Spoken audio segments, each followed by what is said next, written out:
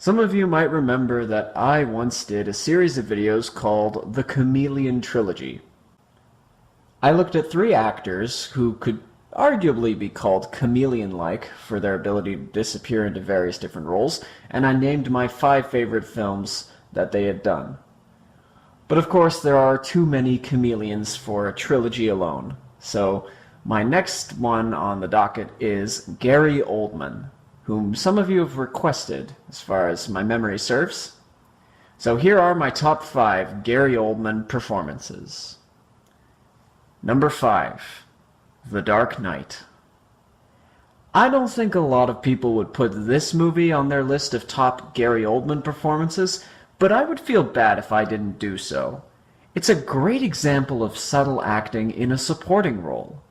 Most people would point to Oldman's more famously over-the-top performances, and trust me, we'll see some of those on this list. But Oldman is very important to the Dark Knight cast. For one thing, we're given huge personalities as played by Heath Ledger, Christian Bale, or Aaron Eckhart, and it's good to have some more grounded performances for them to bounce off of. Oldman's performance as Commissioner Gordon does the job perfectly, while also giving Oldman enough range to actually, well, act. The Commissioner is a tough man of the law, but he's challenged to the very limits of his ability. The Joker is wreaking havoc, Harvey Dent is pushing for more power, and Commissioner Gordon puts himself in a compromising position by working with a known vigilante despite publicly claiming to search for him. Gordon is faced with disaster time after time in this movie, and then in the climax, he has to endure a very horrific mental torture. Throughout all of it, Oldman proves that you can make a great performance shine while still sitting in the back seat.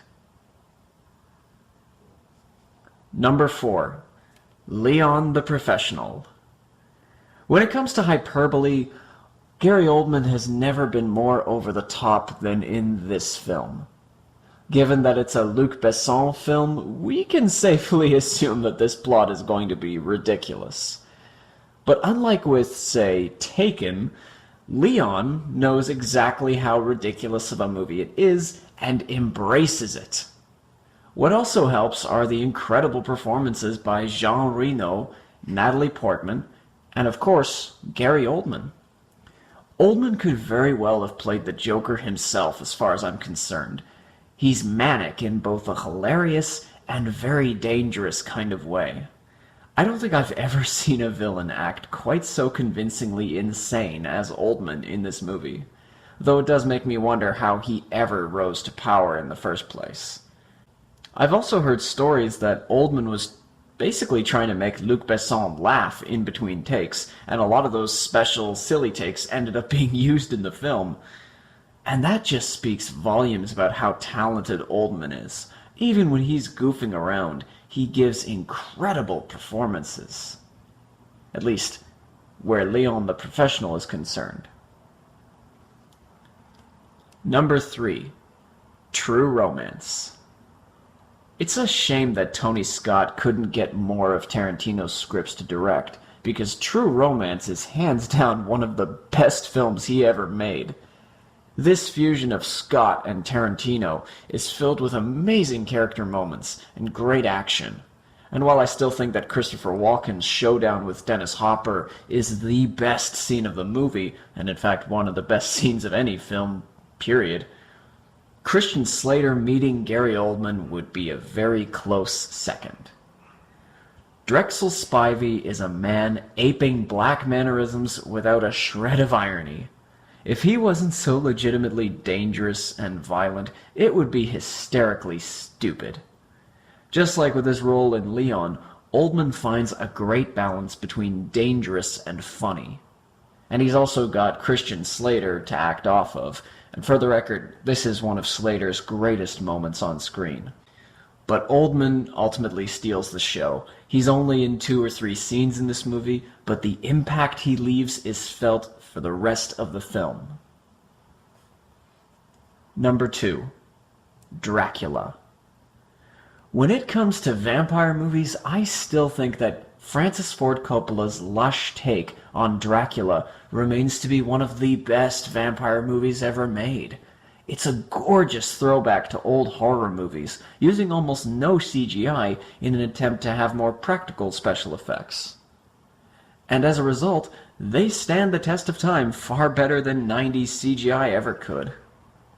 But the biggest reason that Dracula works is, in my opinion, Gary Oldman's take on the legendary vampire. Whether he's playing the young Vlad in the bizarre-looking suit of armor, or playing the ancient monster covered in layers of makeup, or when he's in disguise as a handsome young count visiting England, it's safe to say that Oldman embodies Bram Stoker's Dracula better than pretty much anyone that's come along since him. You only need to hear 8 seconds of his evil laugh, and you know that that is not an actor being a vampire. That is Count Dracula as we've always imagined him in our nightmares. Even though vampires have long lost the ability to really scare us, watching Oldman's performance can recapture a fraction of the fear that Bram Stoker's original readers must have felt when they first heard of Count Dracula. And the movie with Gary Oldman's #1 performance is JFK. Of all the famous people in this movie, and of all the great performances they give, I think it's safe to say that Gary Oldman gives one of the best. And when you think about it, it's an incredibly layered performance. Oldman plays Lee Harvey Oswald, the man who was charged with the murder of John F. Kennedy. Oliver Stone explores the various theories behind the assassination, many of which claim that Oswald was some sort of patsy being set up to take the fall. But for all the hate that this movie gets for propping up conspiracy theories, the movie never really goes that far beyond speculation. They even mention it outright in the dialogue. As a result, Oswald is imagined in various positions, knowing or not knowing certain things, and doing or not doing certain things. Gary Oldman has to play Oswald for all of these scenarios. He's got to play Oswald the good family man, Oswald the abusive family man, Oswald the secret agent, Oswald the assassin, Oswald the patsy, Oswald the victim.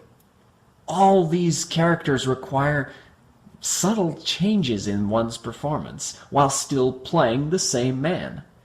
While Gary Oldman has had to disappear into several characters before, and sometimes a couple of characters mid-movie, it's never been as complex as in JFK. And he does a phenomenal job. Of all his Oscar-worthy performances, how is he not nominated for this movie? Admittedly, it's probably a performance which almost nobody else would say is their favorite Gary Oldman performance, but for me, it is one of the most essential performances in the film to get right, and Gary Oldman does this job perfectly. Whether you agree or disagree with my picks, it's safe to say that Gary Oldman is a legendary actor and has given us some incredible performances for which he will long be remembered.